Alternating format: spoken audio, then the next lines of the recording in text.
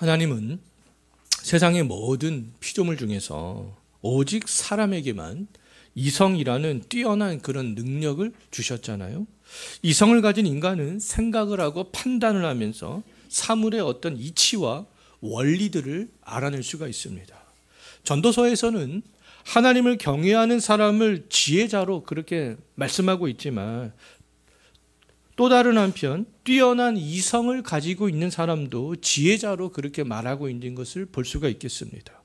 뛰어난 이성을 가진 사람을 지혜자로 말하는 이유는요, 많은 사람들이 하지 못하는 일들을 뛰어난 지혜를 가진 그 한 사람이 해낼 수 있기 때문에 그렇습니다. 지혜자 한 사람이 어떤 일을 할 수 있다고 했는지 19절 한번 보십시오. 한 사람의 지혜자는 10명의 권력자가 하지 못하는 일을 할 수 있잖아요. 권력자 10명이 지켜내지 못했던 성읍을 한 사람의 지혜자의 능력으로 지켜낼 수가 있습니다. 고려시대에 거란이 침입했을 때 강감찬 장군의 한 사람의 지혜로 고려를 지켜낼 수 있었고요. 이순신 장군 한 사람의 지혜로 일본의 침략으로부터 조선을 지켜낼 수가 있었습니다. 일제강점기와 한국 전쟁과 군사정부 시절을 지나면서도 우리나라가 한 세기도 안 돼서 경제 대국이 되고 민주화가 된 나라가 될 수 있었던 것도 정치계와 재계와 노동계 등에서 몇몇 뛰어난 지혜자들이 있었기 때문에 그렇습니다. 오늘날에도 한 사람의 지혜자는 많은 사람이 할 수 없는 일들을 해내고 있는 것을 볼 수가 있어요. 며칠 전 30년 만에 삼양이라는 라면 회사가 농심이라는 라면 회사의 시가총액을 앞서게 되었다라는 그 뉴스를 봤습니다. 삼양이 농심을 30년 만에 앞설 수 있었던 것은 한 사람이 만들어낸 불닭볶음면 때문이었습니다. 한 사람의 지혜자가 이렇게 회사의 그런 운명도 바꿀 수가 있었던 거잖아요. 성경에도 요셉과 모세와 다윗과 바울 등 뛰어난 지혜자들이 등장합니다. 지혜자들은 권력자들을 비롯하여서 그 누구도 하지 못하는 일들을 했잖아요. 요셉은 하나님이 주신 그 지혜로 7년 대기근을 준비하여서 많은 사람의 목숨을 살렸습니다. 모세는 애굽으로부터 이스라엘 백성들을 데리고 나왔잖아요. 다윗은 이스라엘 주변 나라 가운데 가장 강성한 나라로 만들었습니다. 바울은 세계 최초로 이방인 지역을 다니면서 그 복음을 증거하여서 사람들로 하여금 하나님 나라의 시민으로서 그렇게 살아갈 수 있도록 했습니다. 이와 같이 뛰어난 지혜를 가진 한 사람은 수많은 사람들이 하지 못하는 일들을 할 수 있다라는 거죠. 지혜자 한 사람으로 말미암아 세상이 이렇게 변혁되기도 하고 회사가 커지기도 하고 나라가 부강해지기도 하고 민족을 구할 수도 있는 그런 일들을 할 수 있다라는 겁니다. 비범하게 이성을 사용하는 지혜자의 능력은 이처럼 대단하지만 하나님처럼 전지전능하진 않잖아요. 세상에서 가장 뛰어난 지혜자라 할지라도 다 인간적인 한계성들을 가지고 있습니다. 하나님은 생각하는 모든 것들을 다 행하실 수 있잖아요. 하지만 사람은 그렇지 않습니다. 생각하는 모든 것들을 다 할 수가 없어요. 과학의 발달로 사람들이 할 수 있는 일들이 점점 많아지고 있지만 예수님이 재림하실 때까지 여전히 할 수 없는 일들이 존재한다라는 겁니다. 오늘 본문에서 인간의 지혜로 뛰어난 지혜자라 할지라도 뛰어넘을 수 없는 한계성이 있다라는 것에 대해서 두 가지로 그렇게 말씀을 하고 있어요. 첫 번째, 한계성이 무엇인가? 뛰어난 지혜자라 할지라도 그 한계성을 가지고 있다라는 것이죠. 20절 한번 보십시오. 무엇인 것 같습니까? 죄를 범하는 것. 죄를 범하는 것. 대단한 지혜의 소유자라 할지라도 죄를 범하지 않을 수 없다라는 거죠.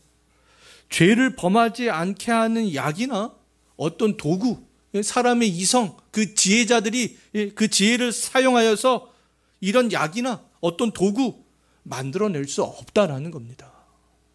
모든 인간은 아담에게서 전가된 죄를 가지고 살아갈 수밖에 없는 존재라는 거죠. 이스라엘을 애굽에서 구원한 모세도, 많은 사람에게 복음을 증거해 생명을 살린 바울도, 조선을 일본으로부터 구한 이순신도, 인류 최초로 페니실린을 발명하여서 온 세상을 수많은 세균으로부터 구한 플레밍도 다 죄인이라는 거죠. 죄인.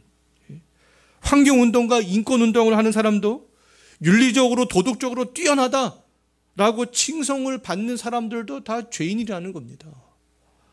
교황도 목사도 신부도 석가모니도 마호메트도 이단의 교주도 다 죄인이라는 거죠.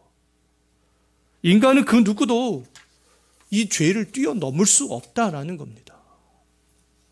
남자와 여자 사이에서 통상적으로 태어나는 모든 사람들은 그 사람이 뛰어난 지혜자라 할지라도 다 죄인이라는 거예요. 세상에 의인은 단 한 사람도 없잖아요. 의인은 통상적인 방법으로 이 땅에 오시지 않은 예수 그리스도 한 분밖에 없습니다. 뛰어난 지혜자라고 해도 죄를 범하는 문제는 해결할 수 없다라는 겁니다. 자, 두 번째 한계성이 있는데요.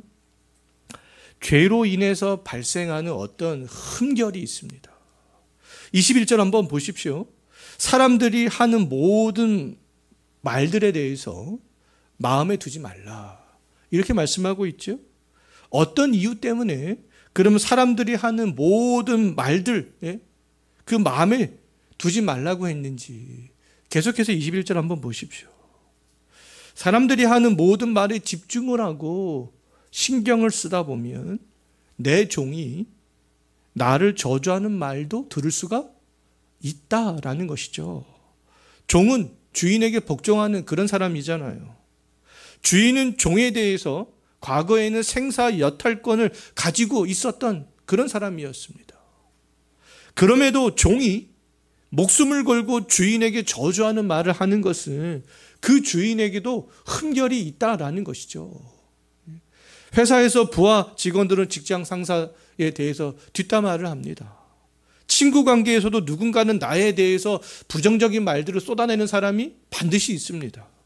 뛰어난 지혜자로서 나라를 구하고 수많은 사람을 살리는 일을 했다 할지라도 모든 사람이 그 사람들을 다 칭찬하는 것은 아니다라는 거죠.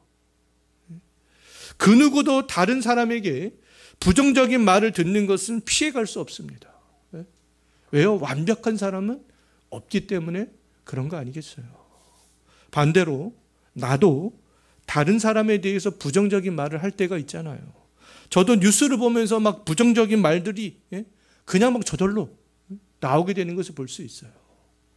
누군가는 나에 대해서 저주의 말을 하고 나 역시 다른 사람에 대해서 부정적인 말을 쏟아내고 있다라는 것은 모든 인간이 다 완전하지 않다라는 그런 증거가 아니겠어요? 흠결이 있다라는 증거가 아니겠습니까? 그 사람이 정말 엄청난 위대한 일을 한 지혜자일지라도 마찬가지가 되겠습니다. 모든 인간은 죄로 인해 발생하는 흠결이 있는 존재다라는 거죠. 뛰어난 지혜자라도 죄를 범하고 그렇게 흠이 있을 수밖에 없는 것은 인간이 한계성을 가지고 있는 존재다라는 것을 보여주고 있는 것이죠. 자, 전도자 솔로몬은요, 오늘날 사람들이 최고의 지혜자라고 칭송하는 사람들과 비교해도 손색이 없을 정도의 지혜자였잖아요. 우리 몇 주 전에 솔로몬이 얼마만큼 지혜자인가 이미 살펴본 적이 있습니다. 그럼에도 전도자 솔로몬도 죄를 범했지요. 인격적인 흠결이 있었습니다. 전도자 솔로몬은 최고의 지혜자답게, 근데 지혜의 그 한계성, 이 두 가지 한계성 제가 말씀을 드렸잖아요. 죄를 범하는 것, 그 다음에 죄의 부패로 인한 어떤 흠결. 이 지혜의 한계성들을 한번 좀 극복해보고 싶은 마음이 들었어요. 전도자 솔로몬은 이 지혜의 두 한계성을 극복하기 위해서 또 자기가 발휘할 수 있는 모든 지혜를 총동원 한번 해봤습니다. 이것이 지식인들의 특징이잖아요. 지식인들은 어떤 지혜가 한번 발동하기 시작하면 그것을 끝까지 파고 드는 그런 속성이 있습니다. 전도자 솔로몬도 마찬가지였어요. 자기가 할 수 있는 지혜를 총동원해 봤습니다. 23절을 보면 잘 알 수 있어요. 모든 지혜를 다 발휘해 봤습니다. 그런데 이상하게도 예전에 지혜를 발휘했을 때와는 좀 달랐어요. 예전에 지혜를 발휘해서 동물학, 식물학, 건축학, 정치학, 행정학 등을 연구해 봤을 때와는 좀 달랐습니다. 예전의 연구 결과물들은 다 성과물들이 있었잖아요. 지혜를 막 발휘해서 뭔가를 하면 멋진 성전이 다 건축되었습니다. 그리고 잘 짜여진 행정체계, 행정조직들이 착 만들어졌어요. 각종 연구에 대한 결과물들이 탁탁탁탁 하나씩 정립되고 생기기 시작했습니다. 그런데 지혜의 이 두 한계성을 극복하기 위해서 자기 지혜를 총동원해서 연구해 봤을 때는 그 결과물들이 나오지가 않았던 거죠. 오히려 더 큰 한계에 부딪히게 되는 것을 볼 수 있습니다. 어떤 더 큰 한계에 부딪히게 되었는지 23절 마지막 부분 한번 보십시오. 전도자 솔로몬이 뭐라고 말하고 있습니까? 지혜가 더 멀어졌다. 지혜가 더 멀어졌다. 이 지혜의 이 두 한계성을 극복하지 못했던 거죠. 이 죄의 문제, 죄로 인해 발생하는 흠결의 문제, 그것이 내가 지혜를 총동원해 봤는데 그것이 더 해결되는 것이 아니라 그 두 가지가 더 멀어졌다. 지금 이렇게 고백을 하고 있는 거 아니겠어요? 24절도 한번 보십시오. 뭐라고 말씀하고 있어요? 이미 있는 것은 더 멀고 또 깊고 깊다. 이미 있는 것은 뭐겠습니까? 전도자 솔로몬이 지혜의 한계성을 극복하기 위해서 추구해왔던 그 지혜가 되는 것이죠. 이 지혜의 두 한계성에 대한 것은요, 인간에게는 너무 멀리 있는 것이었어요. 해결할 수 없는 것이 되었다라는 것이죠. 너무나 깊은 것이라는 겁니다. 인간의 지혜로 그것을 해결할 수 없다. 지금 그렇게 이야기를 하고 있는 거예요. 죄의 문제, 죄로 인해 우리 안에서 발생하는 부패의 문제는 그럼 사람이 이성으로 해결할 수 없구나라는 결론에 솔로몬이 도달했다라는 것이죠. 최고의 지혜자였던 전도자 솔로몬이 이 지혜의 한계성을 극복할 수 없었다면 그 누구도 극복할 수 없습니다. 전도자 솔로몬이 24절에서 뭐라고 말씀하고 있어요? 누가 능히 통달할 수 있으랴. 아무도 이것은 발견할 수 없다라는 결론에 이르고 있는 것이죠. 질문을 통해서 그렇게 결론에 이르고 있습니다. 뛰어난 지혜자들에 의해서 수많은 질병들이 지금까지 정복되어져 왔잖아요. 하지만 뛰어난 지혜자들이 그 뛰어난 지혜를 발휘한다 할지라도 무엇을 해결할 수 없어요? 죄의 문제. 죄로 인해서 발생하는 어떤 우리의 흠결, 부패의 문제는 정복할 수 없다라는 겁니다. 죄의 문제는 왜요? 하나님의 영역이지 인간의 영역이 아니기 때문에 그렇습니다. 죄의 문제, 부패의 문제를 해결할 수 있는 분은 하나님 한 분밖에는 안 계시는 거 아니겠어요? 하나님은 세상의 지혜나 통치자들의 지혜로 죄와 부패의 문제를 해결 가능하도록 하지 않으셨다. 고린도전서 2장 6절에서 그렇게 말씀하고 있습니다. 사람의 지혜, 세상의 지혜, 통치자들의 지혜, 그걸로는 안 된다라는 겁니다. 인간의 이성은 하나님의 깊은 것, 솔로몬도 지금 그것들을 고백하고 있잖아요. 이 죄의 문제, 죄의 부패의 문제, 우리 인간의 지혜로는 그것을 통달할 수가 없다라는 것이죠. 하나님의 깊은 것, 즉 죄의 문제를 해결하는 것은 고린도전서 2장을 보게 되면 성령을 통해서 가능하다. 성령만이 그 깊은 것들을 통달할 수 있다. 이렇게 말씀하고 있죠. 하나님은 하나님의 깊은 것까지 통달하시는 그 성령을 통해서 우리에게 죄의 문제를 해결하시겠다. 이렇게 약속하셨습니다. 오직 성령을 통해서만 우리는 지혜의 두 한계성들을 깨닫고 극복하고 알게 될 수 있어요. 하나님은 이 성령을 통해서 예수 그리스도가 십자가에서 못 박히신 그 의미를 깨닫게 하시는 것이죠. 우리 사람의 지혜가 아니라 성령을 통해서 그 죄의 문제, 예수 그리스도의 십자가의 그 가치의 문제, 그 가치의 크기, 그것들을 깨닫게 하신다라는 겁니다. 하나님이 인간의 지혜가 아닌 오직 예수 그리스도의 십자가를 통해서 죄와 죄로 인한 부패의 문제를 해결하게 하신 것은 고린도전서 2장 5절 말씀을 보게 되면 자랑하지 못하게 하려고 그렇게 했다라고 말씀하고 있어요. 만약 인간의 지혜로 죄의 문제와 이 죄로 인한 부패의 문제를 하나님께서 해결하게 하셨다면 하나님의 공로가 아닌 인간의 공로가 되는 거 아니겠어요? 전도자 솔로몬은 현재 우리처럼 하나님이 죄와 부패의 문제를 해결하게 하신 십자가에서 죽으신 예수 그리스도를 우리처럼 확신 있게 바라보고 있지는 못하겠지만 하나님이 해결하실 수 있다라는 그런 믿음을 고백을 하고 있는 거예요. 사도 바울은 로마서 11장 33절에서 깊도다 하나님의 지혜와 지식의 풍성함이요 그의 판단을 헤아리지 못할 것이며 그의 길은 찾지 못할 것이다.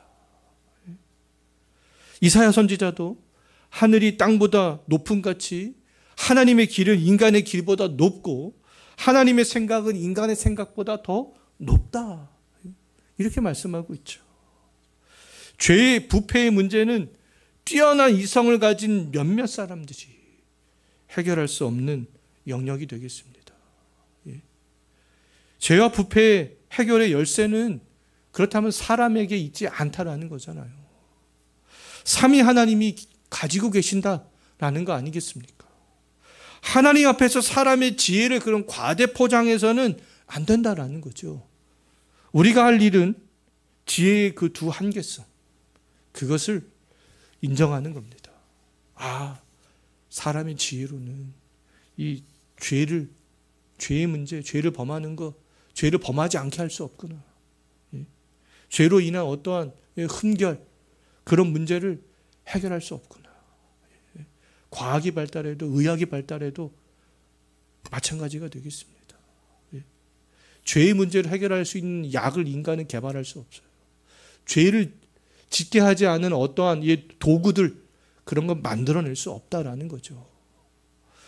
전도자 솔로몬은 인간의 지혜로 죄와 죄로 인한 부패성을 깨달은 이후에도 멈추지 않고 계속해서 무엇인가를 한 번 더 시도해 봅니다. 25절 보십시오. 무엇을 더 지금 시도하고 있습니까? 다시 한번 지혜와 명철을 살피고 또다시 연구하기 시작합니다. 전도자 솔로몬 이전과는 다른 관점으로 그런데 지혜와 명철을 살피고 연구하는 것을 볼 수 있어요. 이전에는 어떤 관점으로 자기의 지혜를 활용했습니까? 그 지혜의 한계성을 극복하기 위해서 한번 극복해 보겠다고 그것을 연구했다면, 근데 그것을 연구한 결과 도달할 수 없었잖아요. 근데 이번에는 하나님의 지혜를 의지하지 않는 악한 것이 얼마나 어리석은 것인가, 또 어리석은 것이 얼마나 정말 미친 것인가, 그것을 알아보기 위해서 이제는 이전과는 다른 관점으로 지혜를 이렇게 연구하기 시작하는 것들을 볼 수가 있겠습니다. 전도자 솔로몬은 사람들이 하나님의 지혜를 의지하지 않고 사람의 지혜를 의지하는 악하고 어리석은 행동을 하는 이유를 이번에는 밝혀냅니다. 밝혀내요. 전도자 솔로몬이 밝혀낸 것이 무엇인가? 26절 마지막 한번 보십시오. 뭐라고 밝혀냈습니까? 하나님을 의지하지 않는 죄인들은 누구에게 붙잡혀 있어요? 여인에게 붙잡혀 있기 때문이구나. 이걸 다 자기 지혜를 발휘해서 이번에는 이것을 밝혀냅니다. 하나님을 의지하지 않는 죄인들을 붙잡고 있는 그 여인, 그 여인의 특징에 대해서 또 이야기를 하고 있는데요. 그 여인의 특징이 무엇인지 26절 한번 보십시오. 그 여인의 특징에 대해서 말하고 있잖아요. 그 여인의 마음은 뭐 같다고 말하고 있어요? 올무와 금을 같다. 손은 뭐 같다고 말하고 있어요? 포승줄과 같다. 그 여인의 특징에 대해서 이렇게 묘사하고 있습니다. 올무에 걸린 새가 빠져나올 수 없죠. 그물에 걸린 물고기가 빠져나올 수 없습니다. 포승줄에 묶인 죄인이 빠져나올 수 없듯이 그 여인은 막강한 힘을 가지고 있다 라고 지금 묘사를 그렇게 하고 있는 거예요. 시적인 표현들을 이렇게 하고 있는 겁니다. 그 여인이 가진 힘이 얼마나 막강했는지 전도자 솔로몬은 사망보다 더 쓴 존재다 이렇게 말씀하고 있어요. 사망보다 더 쓴 것은 멸망, 영원한 멸망밖에 없잖아요. 이 여인의 정체는 자기의 지혜를 의지하는 사람들을 영원한 멸망으로 이끌어가는 존재다라는 것을 알 수 있죠. 성경에서 여자를 여인, 음녀 이렇게 지칭하면서 성경에서는 다 부정적으로 그렇게 묘사가 되고 있습니다. 오늘 본문에서도 이 여자에 대해서 부정적으로 그렇게 묘사를 하고 있잖아요. 솔로몬의 여인이었던 후궁 700명과 첩 300명은 솔로몬을 우상 숭배의 길로 이끌고 갔습니다. 잠언 곳곳에서도 음녀 또는 여인을 멀리해라 이런 말씀들을 하고 있어요. 요한계시록 17장에서는 장차 음녀가 받을 심판에 대해서 그렇게 말씀하고 있습니다. 음녀는 하나님에게서 멀어지게 하는 그런 강력한 존재가 되는 것이죠. 하나님에게서 멀어지게 하는 그 존재는 말 그대로 남자를 유혹하는 여자도 될 수 있고요. 또 세상의 지혜도 될 수 있고 또 이성이 될 수도 있습니다. 제가 볼 때 오늘 본문에서 말하는 이 여인은 문맥상 이성을 절대적으로 의지하는 그런 지혜자들, 그 사람들을 지칭하는 것으로 볼 수가 있겠습니다. 자기 지혜를 신뢰하는 사람일수록 하나님의 존재를 믿기가 어렵잖아요. 예수 그리스도를 통해서 죄와 죄로 인한 부패의 문제를 해결할 수 있는 방법을 제시하신 하나님의 그 지혜를 가치 없는 것으로 봅니다. 헬라인들은 미련한 것으로 보는 거 아니겠어요? 가치 없는 것으로 보는 것이죠. 17세기 유럽에서 과학혁명이 일어나고 계몽주의가 발전하면서 사람들은 믿음을 버리기 시작했습니다. 이성을 더 신뢰하기 시작했어요. 이성이 생각한 지혜를 더 신뢰하기 시작했고요. 이성의 지혜로 만들어내는 그 결과물들을 바라보면서 그 결과물들을 더 신뢰하기 시작했습니다. 사람들은 이제 이성이 기쁨의 도구가 되었던 것이죠. 이성을 활용하여 만들어낸 지식과 지식의 결과물들을 보면서 사람들은 막 기뻐하게 되었습니다. 그 결과물들을 만들어낸 사람들은 막 높여주고 칭송하기 시작했어요.